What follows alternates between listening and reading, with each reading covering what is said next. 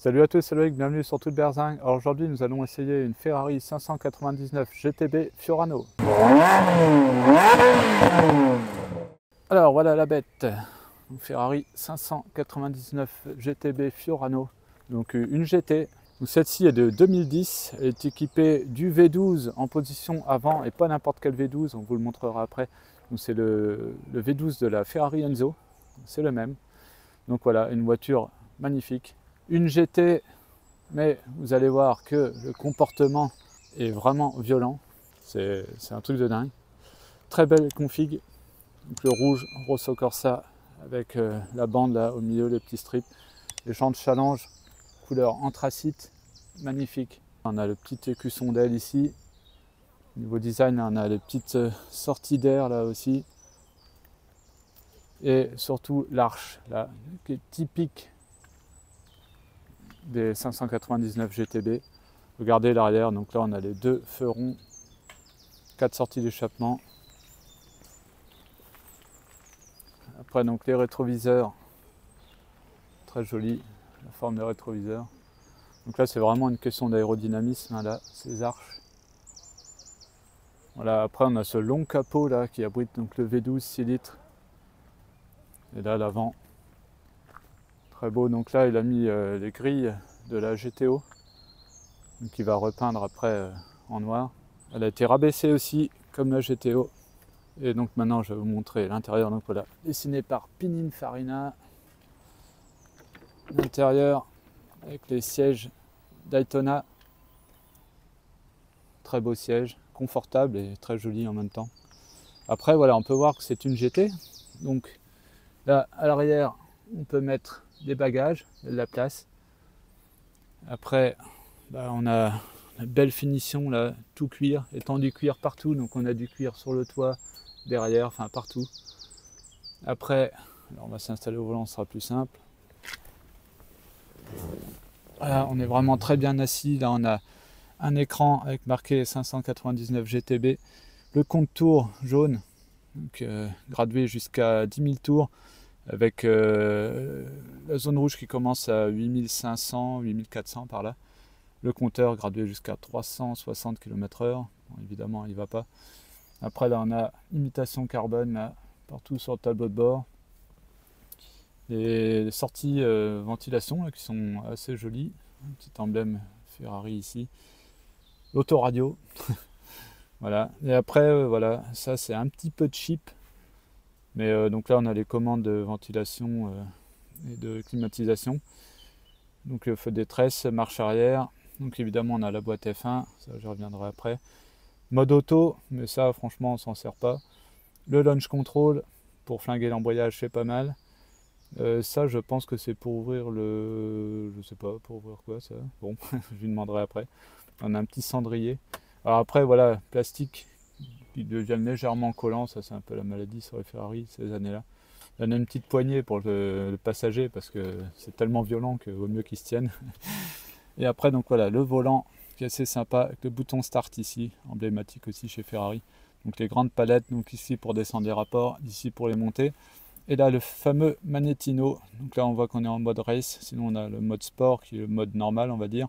Après le mode pluie, enfin on va dire un peu plus confort, là vraiment mode neige où là c'est vraiment pour quand ça glisse à mort quoi. Et là on désactive tout, donc là c'est le mode fou furieux quoi.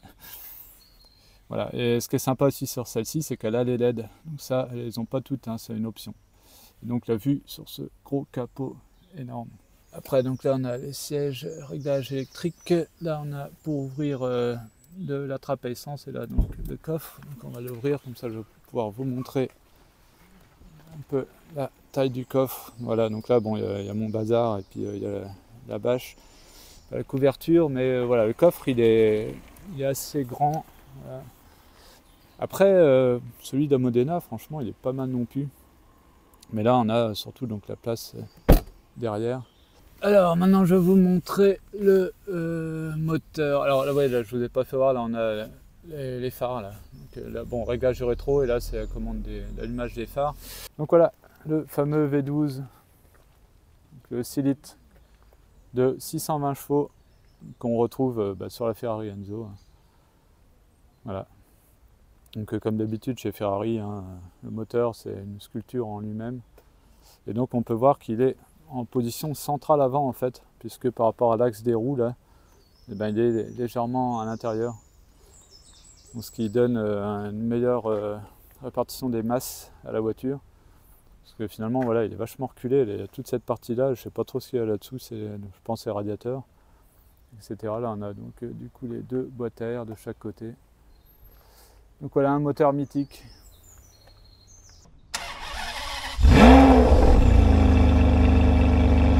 Ça chante bien, ouais, dans les valves.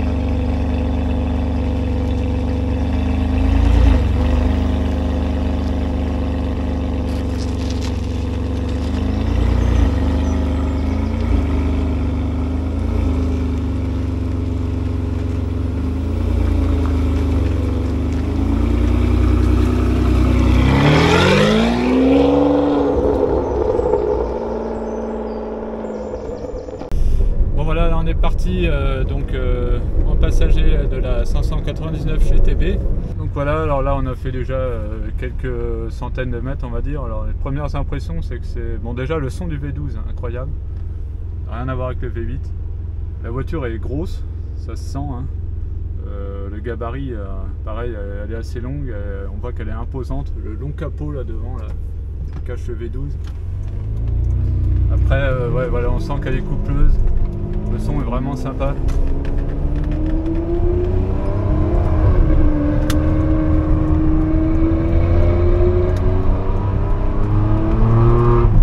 Là j'accélère pas. Ouais. Même sans accélérer. Ouais, il y a du couple hein. Ouais, c'est le couple qui fait vraiment la grosse différence je pense par rapport au... J'accélère à peine, je suis à 20% de pédale. Ouais. On est déjà voilà, à la limitation. Voilà. Que tu vois ça. Ouais, par rapport à une berlinette genre 360 ou F430, là on sent que... Parce qu'une F430, il faut vraiment monter dans les tours pour avoir de l'accélération, sinon il n'y a pas grand chose à bas régime, il n'y a rien, en appui, il n'y a rien. Tandis que là, bon, c'est un plus gros moteur, c'est un 6 litres, hein, donc forcément...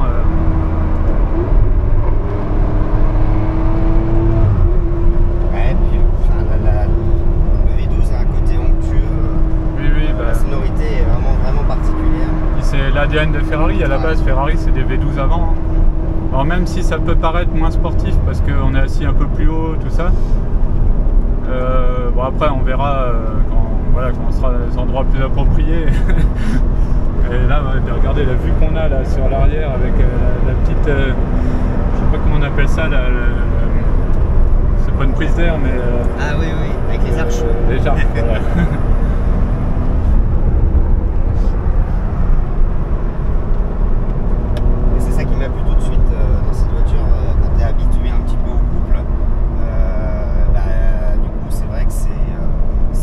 D'avoir une voiture qui a quand même... Enfin, t'es pas obligé d'attaquer pour prendre du plaisir. Ça, c'est bien. Ça, c'est un peu le défaut des voitures plus modernes. Voilà. Si t'attaques pas dedans, c'est trop aseptisé, t'as pas de sensation. Exactement. Tandis que là... Et d'ailleurs, tu me disais sur WhatsApp, là, un truc intéressant, c'est que récemment, là, t'as fait... Attendez, là, je me tais pendant qu'on est dans le tunnel. C'est ça, au retour. Ouais, au retour, parce que là, elle est froide. Mais ouais, tu me disais là récemment, tu as fait faire des baptêmes pour une association caritative. Ouais. Et en fait, tu as des personnes qui avaient fait un tour en 812 Superfast. Ouais. Et après, ils étaient montés dans la tienne et ils avaient préféré la tienne parce que c'était plus brutal. Voilà. Et bah, je suis pas trop étonné. Hein. C'est plus brutal, on sent beaucoup plus les bruits mécaniques, on sent que c'est une voiture. C'est le changement de Ferrari. À l'époque, le passage entre les très anciennes et la modernité. Et en fait, on sent encore ce côté mécanique ancien. Ouais. Et puis la boîte simple embrayage participe. Oui, le simple embrayage, c'est clair. C'est ça que je voulais pour avoir des à-coups en passage de vitesse aussi. Et je trouve que cette aura, on l'a moins dans les récentes, même si ce sont de très bonnes voitures. Oui, ce sont d'excellentes voitures. Ah bah on l'a moins dans les modèles récents. Question performance et tout, les récentes, il n'y a rien à dire, mais en fait, les performances, si on fait pas de circuit, moi j'ai envie de dire, on s'en fiche un peu. Oui. Le principal, c'est vraiment les sensations de conduite, ressentir, enfin, le charme des voitures italiennes et tout ça. Exactement. Même sans accélérer. je coupe à 4000, 4005, tu vois. Donc ouais, t'as clair, quand même du coup. Ouais, non, mais rien à voir avec. Après la F430, moi, ça fait longtemps que j'en ai conduit une. Ça fait plusieurs années, alors il faudrait vraiment. Ah, je me suis trompé de route là, on va refaire comme ça. Tant pis, c'est pas grave. Ça fait durer le plaisir. Voilà.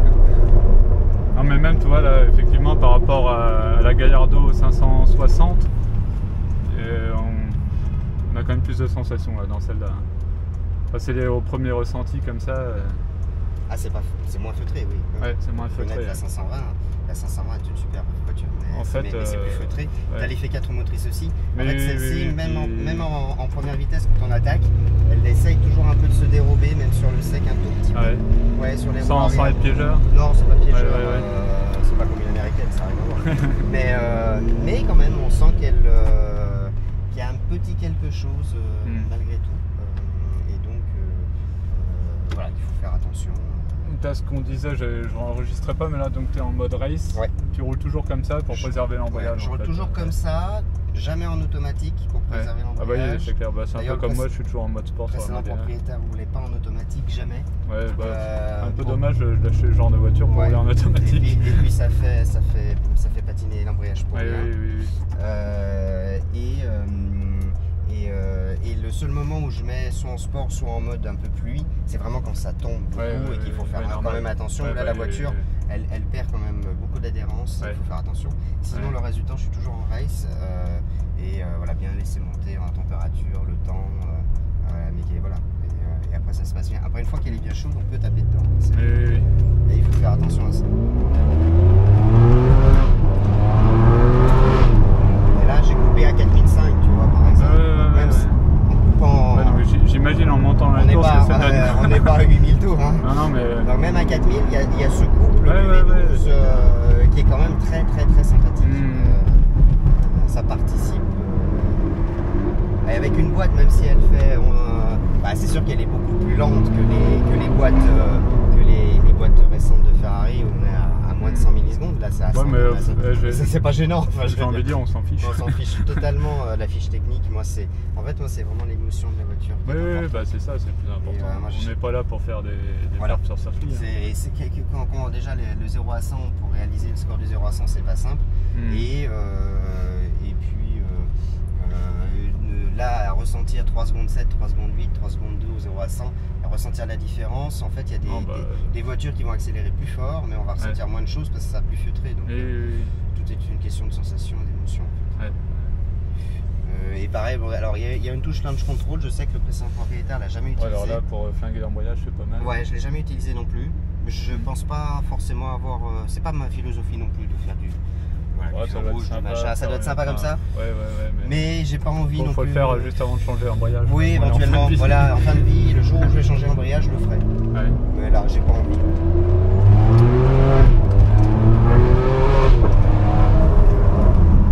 Alors, problème des carbones céramiques. Ils ne chauffent pas sur route, soyons clairs. Et ça ne freine pas à froid. Enfin, pas assez en tout cas. La sensation à la pédale. Là, ça a l'air de bien freiner quand même. Oui, ça freine quand même, mais c'est pas dingue quoi, en vrai. C'est pas dingue. Voilà, là on va pouvoir. Je m'étais trompé de carrefour tout à l'heure. Alors, toi, le truc marrant, c'est que toi là, faut qu'on se mette en race pour préserver l'embrayage. Et quand j'ai essayé la 560 de mon pote, il m'a dit qu'en mode Corsa, par contre, là, ça use plus l'embrayage. Ah oui, d'accord. Okay. Oh, je sais pas si c'est vrai. Je sais pas. Confirmez-moi dans les commentaires si des fois quelqu'un a la réponse. Parce que pour le coup, en mode Corsa, là, c'était quand même beaucoup plus sympa quand même. J'avais envie de lui dire, moi je roulerai toujours en mode Corsa, mais il dit, ouais, dans ce cas-là, ton embrayage, il va faire 20 000 km. Alors, je sais pas, alors c'est peut-être pas du tout géré pareil, j'en sais rien, mais... le mode Corsa, il est quand même relativement violent. Je sais pas ce que tu en as pensé. Tu me diras avec ce mode-là. Alors tu vois, quand on va monter dans les tours, la voiture, elle est le passage de rapport est plus violent, vraiment.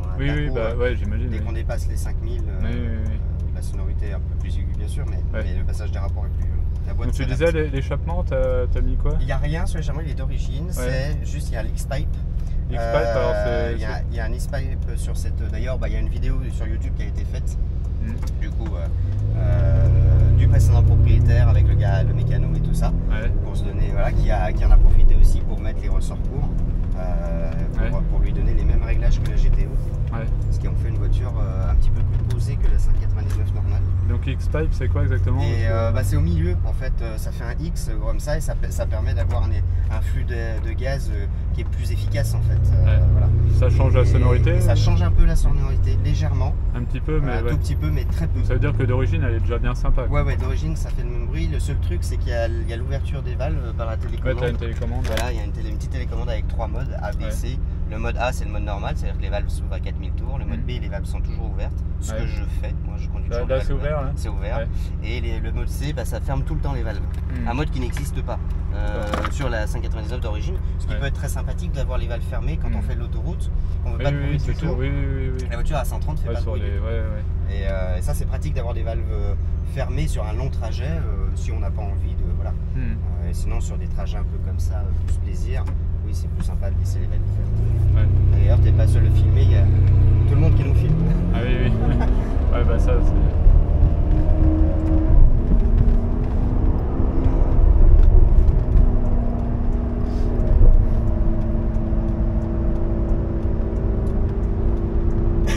Au niveau finition, on voit que c'est une vieille voiture, mais je trouve qu'elle a gardé. Ça fait pas. Ça va quand même. Pour moi, ça fait pas tout à fait le même effet que dans la F430. On sent qu'on est dans une génération un tout petit peu supérieure. Ouais, puis bon, c'est un peu plus GT normalement. C'est un peu plus GT, voilà, un peu plus raffiné quoi. Un tout petit peu plus, c'est encore. C'est imitation carbone. Ouais, c'est imitation carbone, mais on sent qu'il y a quand même quelque chose.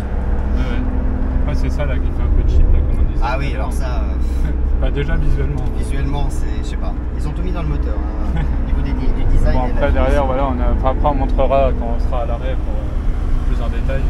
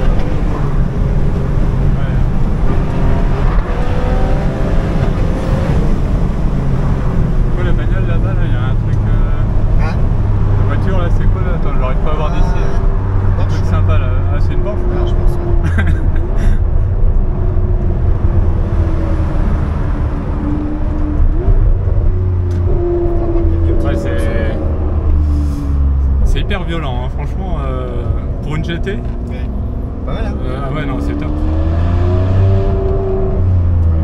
Non, mais c'est clair que là, si je passe chez Lambo, je reviens chez Ferrari avec celle-là. Moi, je comprends pas trop l'intérêt de passer chez Lambo. C'est super bagnole, hein, la Lamborghini. Oui. J'adore. Mais il y a un côté, le côté 4 roues motrices, moi qui me gêne, pour une voiture plaisir, on va dire. Et c'est pour ça que j'adore la Balboni chez Lambo. Pour moi, la 550 Balboni, c'est vraiment la bagnole qu'il faut avoir. Et puis le côté assez feutré en fait des Lambo qui est magnifique. Mais du coup, tout petit peu moins, en fait, ça transmet moins d'émotions. C'est Audi qui a mis sa touche dedans. Bah, c'est plutôt bien pour les finitions parce qu'il faut dire que la Countach ou les anciennes, elles étaient finies à la serpe, hein, les anciennes Lambo. Ouais, mais bon, ça donne du charme. Mais ça donne du charme. Et donc en fait, là sur les nouvelles, après c'est une histoire de goût, hein. Ce sont des très belles voitures, super efficaces, 4 roues motrices, il pleut, bah, on peut tout de suite mettre le pied dedans. Là il pleut, avec une voiture comme ça, on la sort pas, hein, clairement, enfin, pas plus que ça, quoi. Je veux dire, après c'est aussi pour ça que je cherche vraiment une Superleggera, parce que là je me dis qu'il peut y avoir un truc en plus. Ouais, oui, je pense qu'il y a un truc en plus sur la Superleggera. Déjà, puis peut-être la violence de la boîte e-gear. La légèreté en plus, parce que celle-là elle pèse combien, on n'a pas dit, mais presque une tonne 7. Hein, une tonne 7 c'est assez lourd, mais ça se sent pas par contre. Quand t'accélères, non, on sent pas. On voit que t'as un peu le sourire, hein. D'habitude on voit que t'as un peu limite la banane, quoi. On est en vidéo donc on sourit pas trop, mais j'ai toujours tendance à être un peu trop sérieux. Un peu sérieux, mais là on sent que là le première accélération t'as bien aimé. Oui, non, c'est top.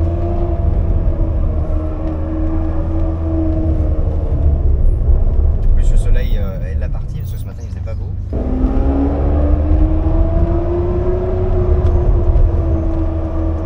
Et ce bruit du V12, il est... Oui. Non mais ouais, c'est clair.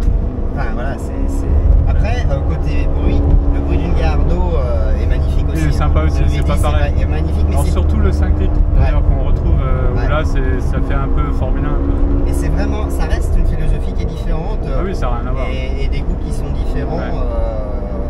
C'était pour changer, après on verra, mais je pense que voilà, ça sera qu'un passage. Et je reviendrai chez Ferrari sûrement. Et ça se trouve ce soir tu vas t'endormir, mais non, je vais passer directement à 5,90. Ouais, on va voir après. Bon. C'est vrai que le choix n'est pas encore. Ouais. C'est parfois aussi l'occasion, le modèle que tu vas trouver. Hein. Oui. On arrive même dans une petite rue.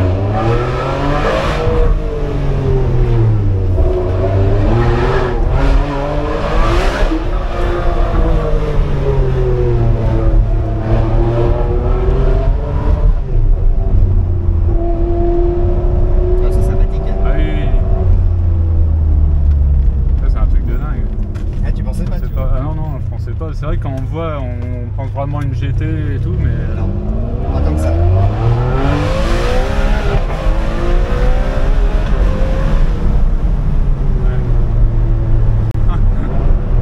Il a la banane là. Ouais, non mais en fait je suis surtout en train de... Alors j'ai la banane quelque part, d'un autre côté je suis en train de me dire... Pourquoi je prends une Lambo? Mais pourquoi je suis chez Lamborghini? Ah mais non, mais ça n'a rien à voir. Non mais en fait, faut toujours avoir des objectifs. Ouais, et en fait ça m'en donne à nouveau, tu vois. Ok, si je passe chez Lambo, je me dis, après faut que... Parce que le problème c'est que si je prends ça, je prends quoi après derrière? Ah ça faut garder ça. Non mais c'est pour ça, alors du coup, tu vois, faut que je fasse une étape entre les deux. On va dire ça.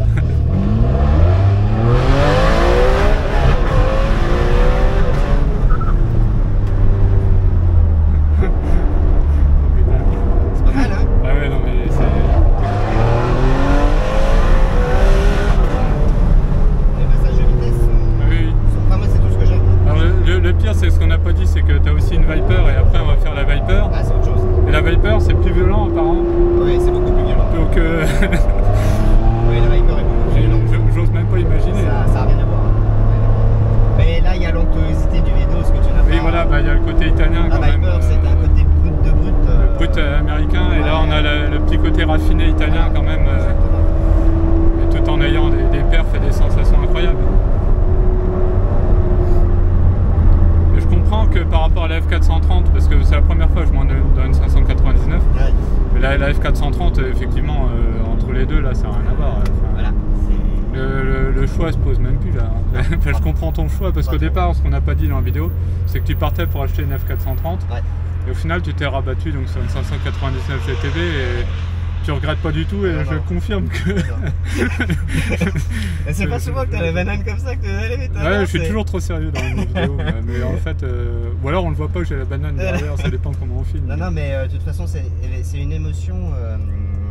Ouais, c'est assez indescriptible cette 599, vraiment. Ouais, c'est un truc de dingue. Puis on a le V12 de la Enzo quoi, en plus. Ça fait le bruit qu'il faut. C'est un moteur mythique qui est hyper fiable, on n'en a pas parlé, mais c'est une voiture hyper fiable. Enfin, le moteur, même la voiture en elle-même. Il n'y a pas besoin de plus de puissance, vraiment pas besoin. Non, bah non. C'est juste qu'il faut. Non, franchement, c'est. Mais du coup, je suis en train d'imaginer la 599 GTO, ça doit être vraiment un truc de malade. Ouais, mais ce que j'aime bien dans celle-ci, c'est quand même un peu plus de confort. Les sièges dans la 455 GTO font vraiment mal au dos. Non, les sièges font quand même un peu mal au dos. Ouais. Après, les harnais, moi perso, je déteste ça. Donc, sur la route, hein, je veux dire, les harnais. C'est pas bien pratique. Oui, c'est pas pratique, mais ça. Et celle-ci, en fait, la seule chose qui lui manque, c'est le collecteur Fiamengi 620 pour avoir exactement la même sonorité que la GTO. Ouais. Donc ça, là déjà, ça change. Là déjà, c'est bien, hein, déjà.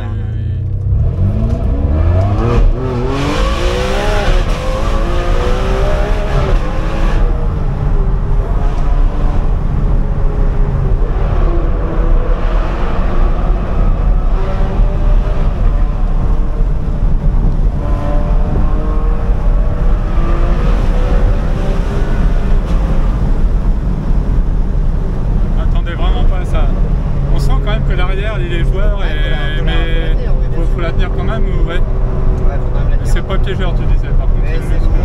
C'est moins piégeur qu'une Viper par exemple. Oui, mais il y a quand même des aides et tout. Ça a juste rien à voir. Tu peux te laisser le volant pour faire petit bout, tu vois. Ouais, tranquille, moi je vais pas faire comme ça. Je connais pas la voiture ni rien, mais juste pour. Non, c'est sûr. Mais au moins que tu as le ressenti. Oui. Parce que je pense pas que ce soit la bonne décision d'acheter. Non, mais je te dis, faut qu'il y ait une étape intermédiaire parce que si tu prends ça. Il faut que tu conduises aussi parce que maintenant tu vas avoir des sensations avec celle-là. Il faut jamais regretter un achat en fait. Et je pense quand on lit la fiche technique, quand on voit la bagnole sans être monté dedans, on n'imagine pas une voiture aussi vive. Non, mais c'est clair. Alors que le poids se fait oublier totalement. C'est un truc de maintenant, c'est génial, cette bagnole, franchement, je ne m'attendais pas à ce point-là. Bon, tu m'avais déjà prévenu que c'était violent, je pensais pas à ce point-là. Bon, bah, à mon tour de prendre le volant, on va voir ce que ça donne. Alors, je vais pas y aller aussi violemment, elle est plutôt cool, hein, parce que je connais pas du tout la voiture. C'est juste pour voir un peu les sensations. Alors, ceci, je vais juste vous montrer avant, rapidement, un petit peu les indications qu'on a là sur l'écran.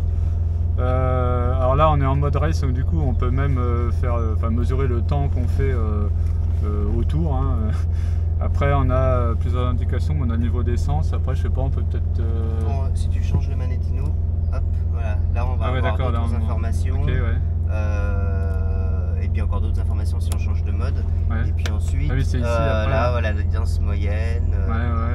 C'est un petit ordinateur de bord en fait. Oui, voilà, là, on peut configurer la luminosité. D'accord, tu règles tout. D'accord, ok. Ouais, non, c'était juste pour montrer un peu. Voilà, ok, bon. Ça marche. Bon, j'avais enlevé le frein à main. Après, tu me diras où on va. Parce que là, tu vas partir à gauche là-bas. Ouais, alors déjà, rien que dès le départ, toi, les premiers trucs, c'est vrai que tu sens tout de suite qu'il y a plus de couple. Tu pars sur la gauche. La gauche? Donc, là-bas.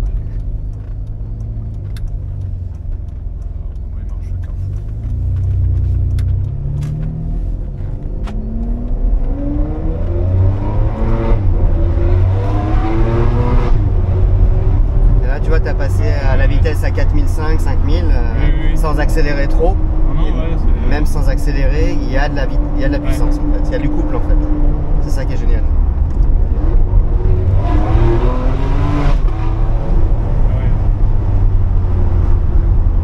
On sent quand même, toi, c'est à la conduite que c'est plus confortable, toi, que ma 360. Ah oui. La 360 est quand même plus ferme. Donc on sent quand même qu'on est dans une GT, voilà, on est assis plus haut et tout. Mais par contre, ça envoie. C'est agréable. Oui, non mais c'est le couple, comme tu dis. C'est vrai que c'est ça qui manque un peu dans les berlinettes.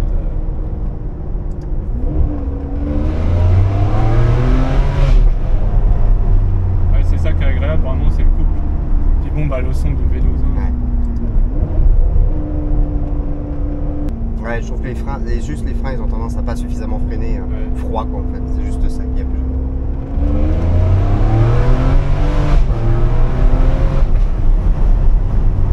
Voilà, donc là tu as coupé à 6000 et sachant sent qu'elle a sa pleine puissance vers ses 1008. Mais c'est déjà, ça donne une petite idée quand même. Là, tu pars à gauche là. Ouais.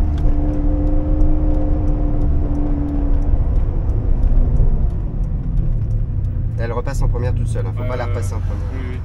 Je pense que c'est comme la F430, c'est la même chose. Comme le Modena. Ouais.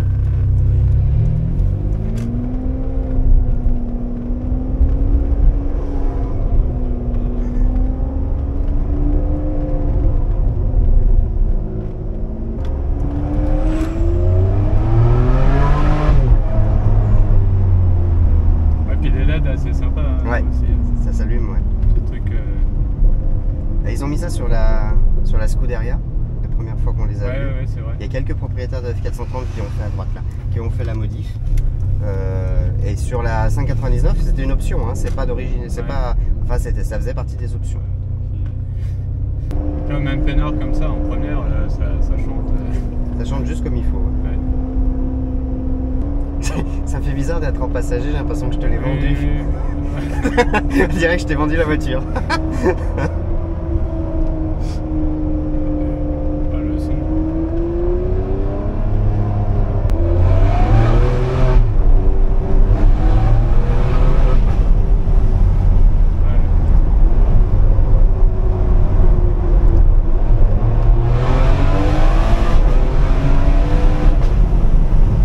Là tu fais le tour du rond-point. Et voilà. Vous voyez Loïc avoir la banane qui n'achètera pas de Lamborghini. Repasse mets-toi en première. Allez, repasse là. Voilà, là, voilà. Là tu peux. Moi j'aime pas trop pousser la première.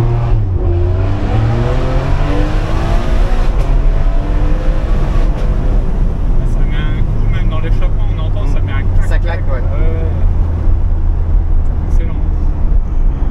Et là on est valve ouverte, mais sur le modèle d'origine, voilà, ça fait le même bruit en haut.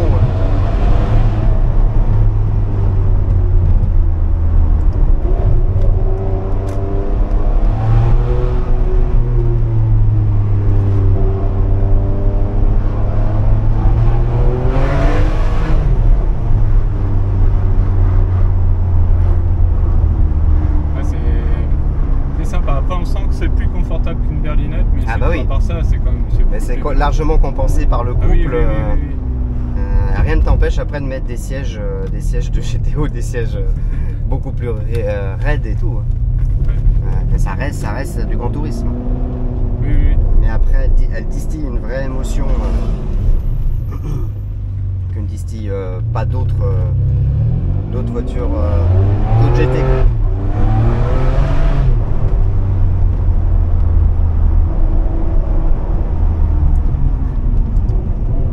Alors les impressions?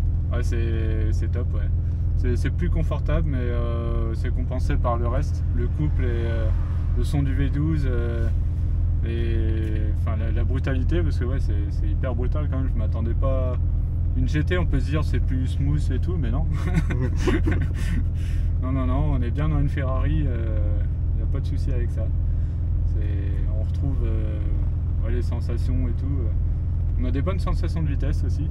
Donc, ce qui est bien parce qu'on n'a pas forcément besoin de rouler vite du coup.